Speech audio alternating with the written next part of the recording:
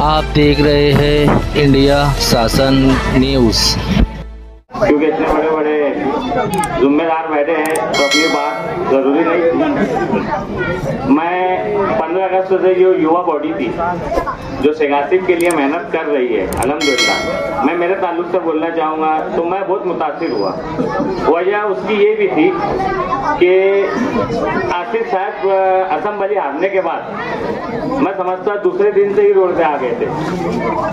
तो उसके लिए हमारे जो आगे के वक्त है जैसे कारपोरेशन के इलेक्शन वो तो बहरहाल अभी दूर है, मगर युवा बॉडी जिस तरीके से शेख आसिफ साहब के हाथ मजबूत कर रही है तो ये हमारे लिए फख्र की बात है। जबकि इलेक्शन अपने वक्त पे है, मगर आज ये युवा बॉडी बाकी और भी जिम्मेदारान अपने अपने तौर से अपने अपने लेवल पे मेहनत कर रहे हैं। मगर युवा बॉडी को जो हम देख रहे हैं चौक चौराहे पे, जो उसके अंदर कुछ ऐसे भी ओहदेदार है जो शायद पहली बार आए, जैसे आमीन की बात है, रिज्जू की बात है, ये ऐसे चेहरे हैं जो राजकारण में इतने आगे नहीं थे, मगर आज इन्होंने शेख आसिफ की जिम्मेदारी को अपनी जिम्मेदारी समझते हुए चौक चौराहे पे अपनी बातें रख रहे। ये इनके अपने मफाद के लिए नहीं रख रहे, ये सिर्फ शेख आसिफ के हाथ मजबूत करने के लिए रख रहे। तो हमारा भी फर्ज बनता है कि हम इनके हौसले को और बुलंद करें और इनको आगे लाए। जैसा कि मैं कुछ बात है काफी दिन से मेरे मन में थी, शायद कुछ नहीं बहुत ज्यादा लोग को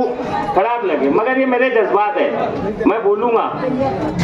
बात ऐसी थी कि शेख आसिफ साहब जब इलेक्शन हारे हमारा, वो बात इसलिए निकल के आ रही है कि ये जिम्मेदारी हमारी युवा बॉडी ने ली है, इसलिए ये बात बोलना जरूरी है। शेख आसिफ साहब हमारे इलेक्शन आ रहे हैं सिर्फ और सिर्फ 162 वोट से आ रहे हैं। शेख आसिफ पीछे इलेक्शन में अगर देखेंगे तो तकरीबन 75 से 80 हजार के आसपास वोट थी, और अभी के इलेक्शन में तुम देखो तकरीबन 1,10,000 वोट मिली है। शेख आसिफ साहब ने जो ग्राउंड मजबूत की है और जो उन्होंने मेहनत की है, उनके ग्राउंड पे उनकी मेहनत से वो तकरीबन 30-35 हजार वोट ज्यादा हुई है।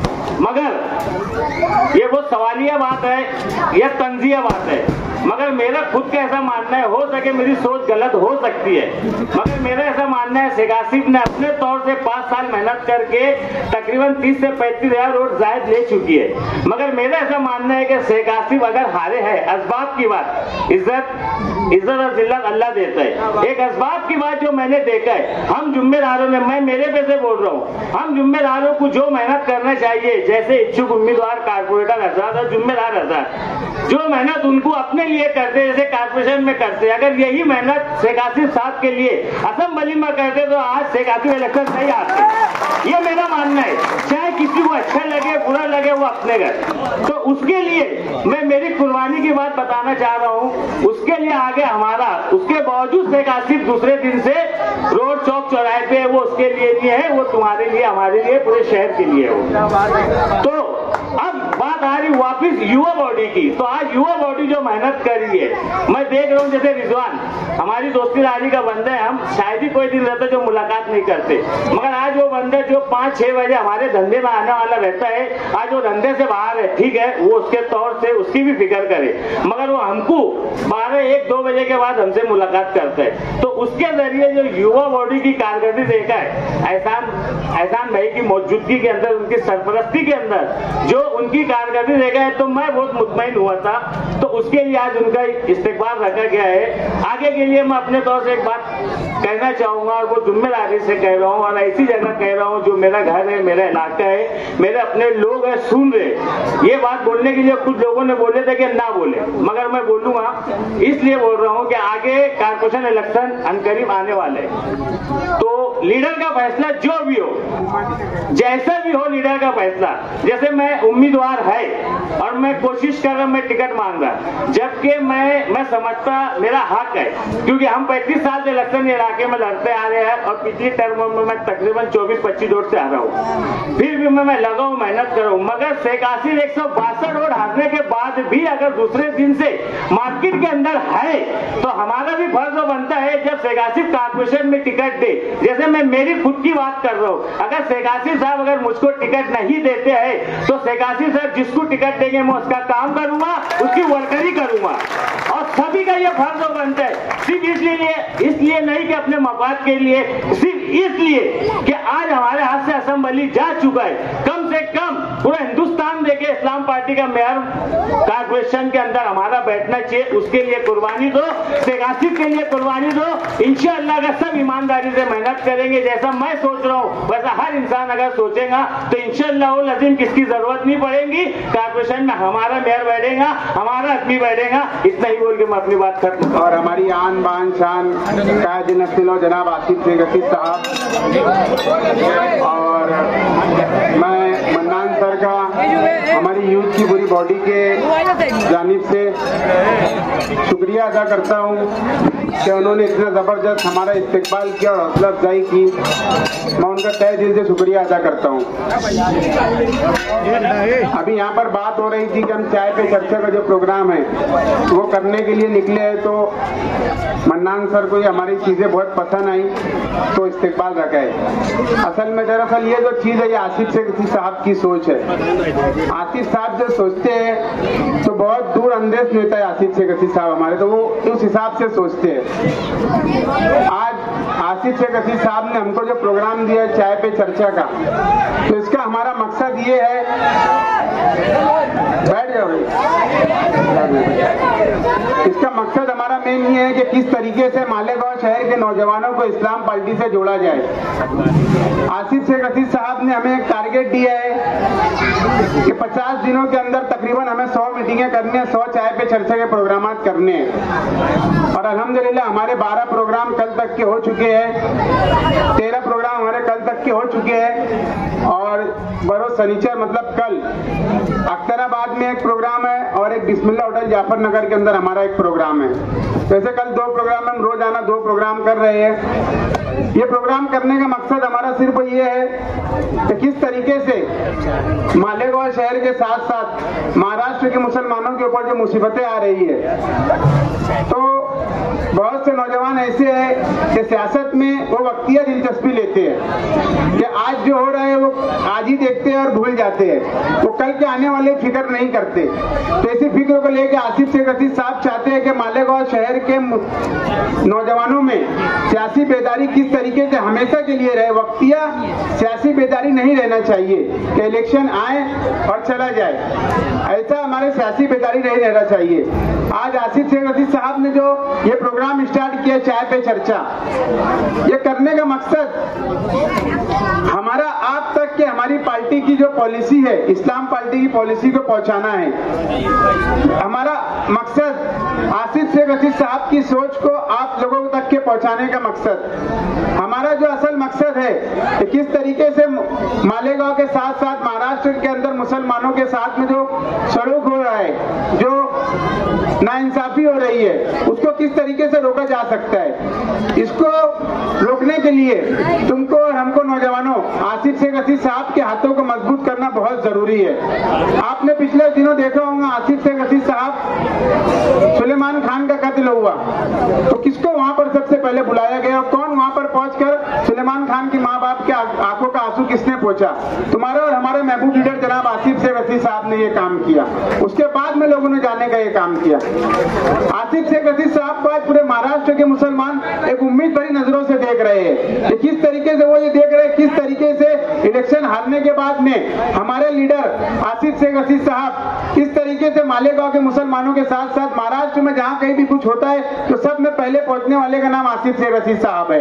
उनको भी यह महसूस होता है कि हमारे बीच में ऐसा लीडर नहीं है, इस वजह से वो आज मालेगांव शहर के लीडर को हमारे आसिफ शेख रशीद साहब को पसंद कर रहे हैं और जहां कहीं भी कुछ मुसीबतें परेशानी आती है आसिफ शेख रशीद साहब को बुलाते हैं। मैं आज अपनी बात यहाँ पर मुख्तसर करूंगा क्योंकि हमारे महबूब लीडर जनाब आसिफ शेख रशीद साहब को भी हमको सुनना है। मैं आप सभी नौजवानों से गुजारिश करूंगा कि हमारे हाथों को मजबूत करे, आसिफ शेख रशीद साहब के हाथों को मजबूत करे और आने वाले वक्त में किस तरीके से मालेगांव कॉर्पोरेशन के ऊपर इस्लाम पार्टी का पहला मेयर हम बैठा सकते हैं, ये तुम्हारे और हमारे हाथ में है। नौजवानों, मैं बार बार एक चीज बोलता हूँ कि लोग हमको बोलेंगे ये जो हमारे मुस्तकबिल के जो आने वाले रोशन सितारे हैं ये तुमको और हमको हमारा गिरबान पकड़कर बोलेंगे कि एक नौजवान लीडर जनाब आसिफ शेख रशीद साहब की शक्ल में निकला था और आपको आवाज दे रहा था क्या आप हमारे बच्चों के आने वाले मुस्तकबिल को हमको बचाना है, मेरा साथ दो। अगर तुमने साथ नहीं दिया तो तुम्हारी और हमारे आज गिरबान पकड़कर ये पूछेंगे कि जब जनाब आसिफ शेख रशीद साहब आपको आवाज दे रहे थे तो आप क्यों नहीं उनके साथ में गए। तो तुम्हारे हमारे बच्चे के मुस्तकबिल को बचाने के लिए हमारे महबूब लीडर जनाब आसिफ शेख रशीद साहब के हाथों को मजबूत करिए और इस्लाम पार्टी के जो हमारी जो जड़ें है जितने भी यहाँ पर माइनॉरिटी डिफेंस कमेटी हो या जो भी है इनको मजबूत करके आसिफ शेख रशीद साहब के हाथों को मजबूत करिए। मैं अपनी बात मन्नान सर ने युवा नेता जो युवा बॉडी हमारी इस्लाम पार्टी के आसिफ शेख रशीद साहब और नवीद लतीफ साहब ने बनाई है, मैं मन्नान सर को मेरी जानिब से सोशल मीडिया की जानिब से और तमाम ही वार्ड नंबर 19 के बुजुर्गों नौजवानों की जानिब से बहुत बहुत दिल की गहराइयों से शुक्रिया अदा करता हूं और मुबारकबाद देता हूं एहसान शेख आमीन खजूर वाले साहब और उनकी बॉडी को।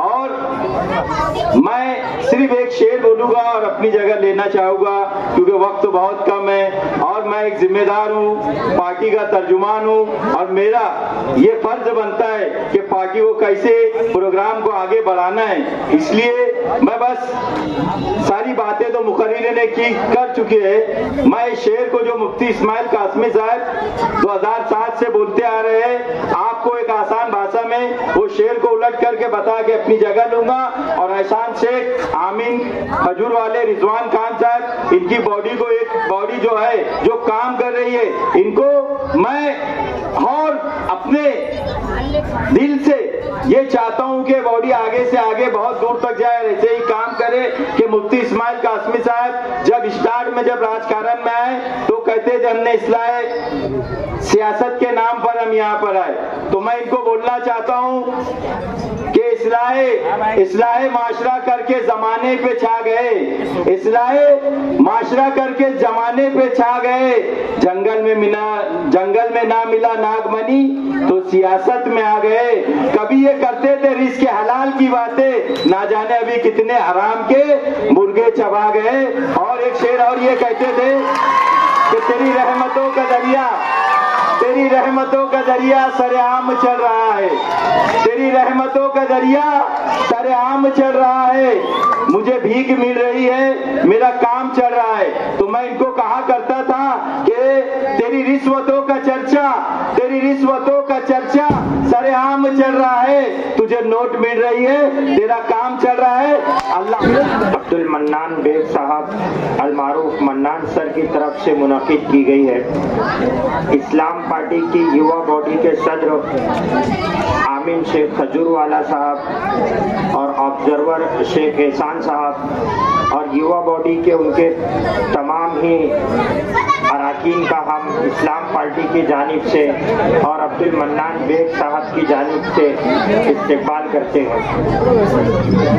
दरअसल में आप जानते हैं कि 15 अगस्त से ये नौजवान शहर के मुख्तलिफ इलाकों में जा करके मेहनत कर रहे हैं और मुझे ऐसा लगता है कि जिस हिसाब से इनकी शहर के अंदर चर्चा हो रही है, चाहे वो मनफी हो या मस्बित हो, इनकी एक पहचान बन रही है शहर में और मेरा ऐसा मानना है कि यही बहुत बड़ी चीज है। किसी ने कहा था आदमियत का निगहबान बनाने के लिए, कोई दरवेश हो सुल्तान बनाने के लिए, खुदा का शुक्र है ये शहर मुझे पहचानता है। लोग नीलाम हो जाते हैं पहचान बनाने के लिए। मैं इस्लाम पार्टी की जानिब से युवा बॉडी के तमाम ही अराकीन को मुबारकबाद पेश करता हूँ। और दूसरी बात, ये नोमानी नगर का इलाका है, मेरा घर यहाँ से करीब है। मैं देख रहा हूँ सामने मेरे वालिद साहब भी बैठे हैं। मिडिल क्लास गरीबी सतह से मुतवस्सित तबके में ताल्लुक रखने वाले लोग जिंदगी गुजारते हैं, रोजाना कमाते हैं, रोजाना खाते हैं और अपना और अपने बच्चों का किफालत की जिम्मेदारी पूरी करते हैं। हम देख रहे हैं शहरी हालात, रमजानुल मुबारक के पहले शब बरत के अव्वल से मालेगांव शहर को ये बोल करके बदनाम किया गया कि यहाँ पर बांग्लादेशी और रोहिंग्याई मुसलमान रहते हैं। रियासती सरकार की तरफ से स्पेशल इन्वेस्टिगेशन टीम SIT बना दी गई।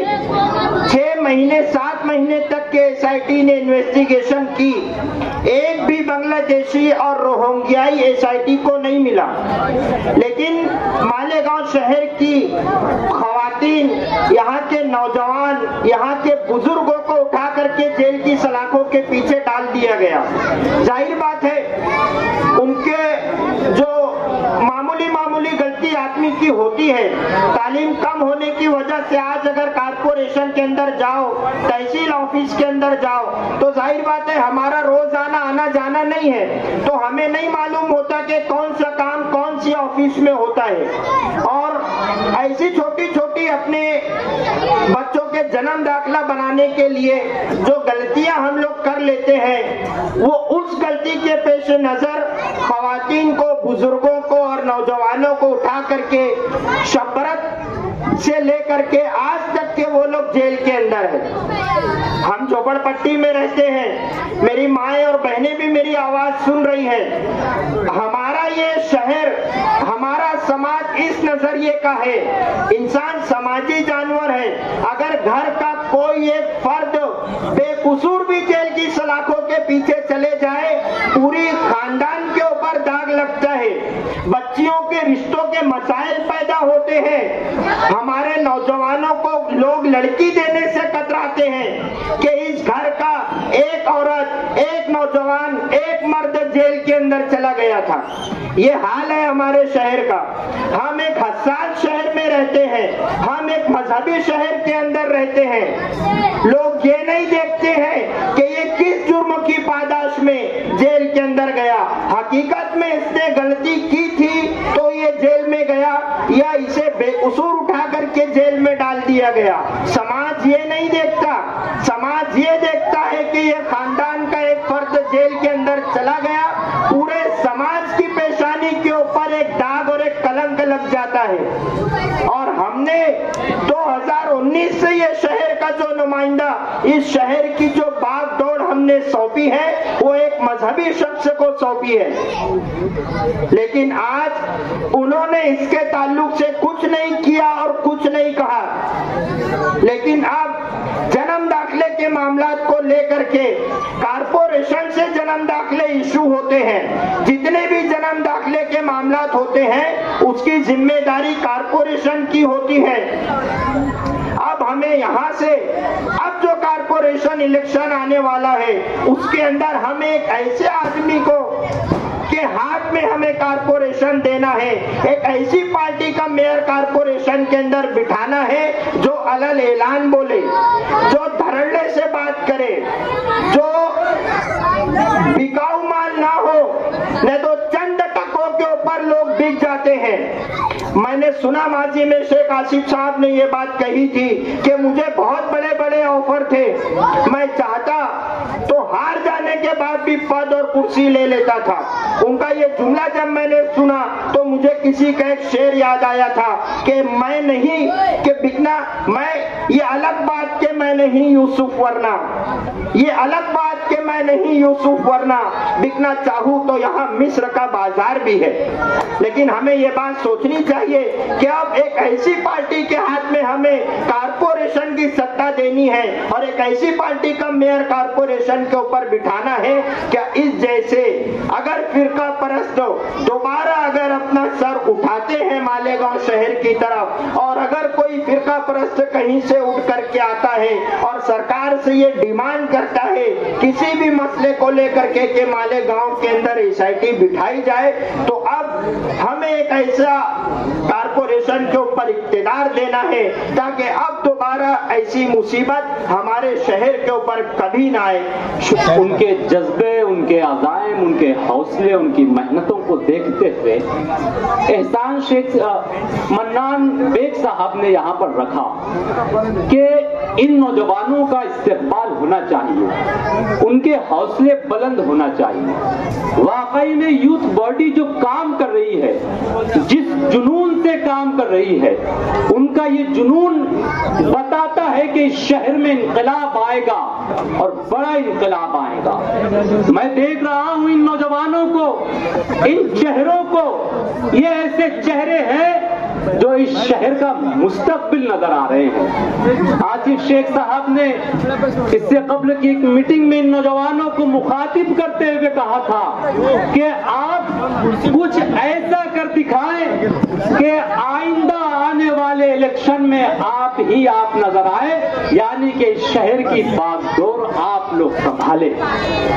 मैं चाहता हूं कि आप इन नौजवानों के लिए एक मर्तबा पुरजोर तालियां बजा दें कि जब शाह के एक इशारे पर अपनों में नियाज़ें पड़ती हो, जब आंखें गुर्बत मारों की हसरत का नजारा करती हो, जब कलमे जालिम जाबिर की अजमत का कसीदा लिखती हो, जब हक की बातें कहने पे इंसान की जबानें कटती हो, इस हाल में हम दीवानों से तुम कहते हो खामोश रहो।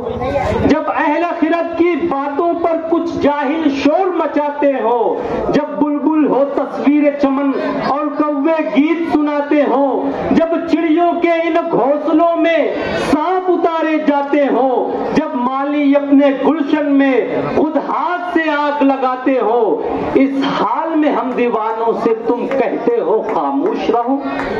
आज मुल्क के हालात इसी तरह के हैं, आज शहर के हालात इसी तरह के हैं और इन हालात में लोग ये समझते हैं, लोग ये उम्मीदें करते हैं, अपोजिशन की जमातें, हज़्ब इख्तिलाफ की जमातें ये उम्मीदें लगाती है कि ये जवान, ये दीवाने आसिफ शेख रशीद साहब की पार्टी के ये सिपाही खामोश रहेंगे, उसी तरह खामोश रहेंगे जिस तरह चंद बुज़दिल खामोश बैठे हैं। लेकिन उन्हें ये नौजवान, उन्हें ये दीवाने ये कह रहे हैं कि इन हालात में हम हरगिज़ खामोश नहीं रह सकते हैं और ये नौजवान मैदान में उतर चुके हैं, लोगों को ये बता रहे हैं कि अगर आप खामोश हैं, जुल्म सितम के खिलाफ आपने अपने लबों पर मसलहत का ताला लगाया है तो आप लगाए रखिए, हम नहीं लगा सकते।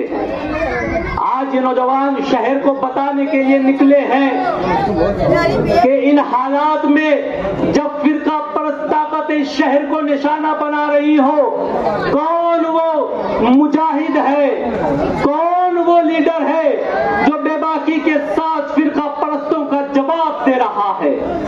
आज ये नौजवान शहर को बता रहे हैं कि जब इस शहर पर ही नहीं पूरे मुल्क हिंदुस्तान पर औकाफ की शक्ल में काला कानून नाफिज कर दिया गया और इन हालात में इस शहर का नुमाइंदे की यह जिम्मेदारी थी कि वो कहता कि हुकूमत जो कर रही है वो गलत है, लेकिन अफसोस कि जामा मस्जिद से शहर का नुमाइंदा ये कहता है कि अगर औकाफ पर कोई मुसीबत आई है तो इस मुसीबत के जिम्मेदार औकाफ के जिम्मेदारान हैं। वो नुमाइंदा कहता है कि औकाफ की जो कमेटी है उन लोगों ने गलतियां की है इसलिए ये मुसीबतें आई है। बड़े शर्म की बात है कि जिन हालात में नुमाइंदे को ये कहना चाहिए था कि हुकूमत गलत कर रही है, उन हालात में नुमाइंदा ये कह रहा है कि औकाफ के जो जिम्मेदारान हैं उन्होंने गलतियां की। लेकिन इन हालात में कायदे नस्ल नौ आसिफ शेख रशीद साहब मैदान में आए, उन्होंने कोई एक आध जलसा करके खामोशी नहीं इख्तियार की बल्कि 5 अजला की कॉन्फ्रेंस रखी और उस कॉन्फ्रेंस में एक ऐसा पुख्ता लाए अमल तय किया गया कि वहां पर कमेटियां तश्कील दी गई और उस कमेटी के जरिए वक्फ के जो मसाइल है वो हल किए जा रहे हैं। हमारे अपने शहर की बात की जाए तो जब शहर की बस्तियों पर मुसीबतें आई तो आसिफ शेख रशीद साहब सामने आए और कानूनी लड़ाई लड़ी। आज देखिए आप किला झोपड़पट्टी पर अगर स्टे आया है तो आसिफ शेख रशीद साहब की मेहनतों की वजह से आया। लेकिन ये बात बातें इस शहर को कब समझेंगी? हमारे अपनी आंखें कब बेदार होंगी? हमारी अपने आंखें कब सच्चाई देखेंगी? हम कब इस बात को समझेंगे कि इस शहर के हक में कौन सा लीडर है और कौन सा लीडर इस शहर का नुकसान कर रहा है? इन बातों को समझना बहुत जरूरी है। दरअसल ये कोई इंतखाबी जलसा नहीं है कि यहां से बहुत ज्यादा लंबी चौड़ी बातें की जाए। बहुत मुख्तसर सा वक्त है। आज के इस प्रोग्राम का मकसद नौजवानों के हौसलों को बुलंद करना है, इस्तेमाल करना है। इसलिए मैं बहुत ज्यादा लंबी चौड़ी बातें नहीं कर रहा हूं। आप लोगों को सिर्फ इतना कहना चाहता हूं कि आप देखिए एक ऐसा शख्स जिसे 2 मरतबा शिकस्त का सामना करना पड़ा, लेकिन वो शख्स हिम्मत और बहादुरी से मैदान में जो है जमा हुआ है, हमारे अपने मसाइल को हल कर रहा है।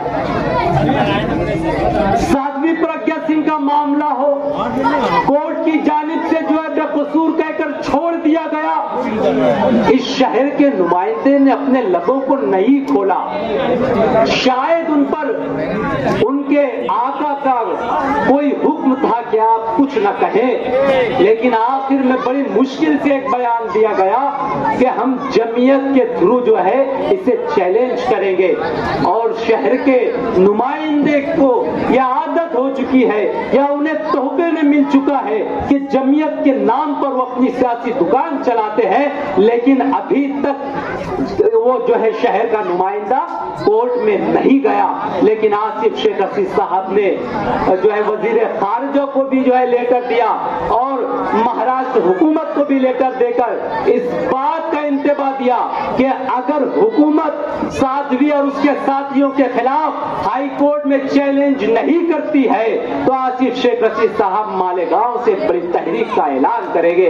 आखिर में मैं आप लोगों से सिर्फ इतनी गुजारिश करना चाहता हूं कि मेरे भाइयों, जो कुछ होना था माजी में वो हो चुका। जो गलतियां हमसे तो हुई आप उसे भूल जाइए, लेकिन अब कुछ महीनों में कारपोरेशन का इख्तिदार हमें सौंपना है और वो इख्तिदार एक ऐसे हाथ में जाना चाहिए जिसकी वजह से शहर का विकास हो, शहर की तरक्की हो, हमारे बच्चों का मुस्तकबिल ताबनाक और रोशन हो, हमारे अपने शहर में तामीर और तरक्की के जाल बिछ सके।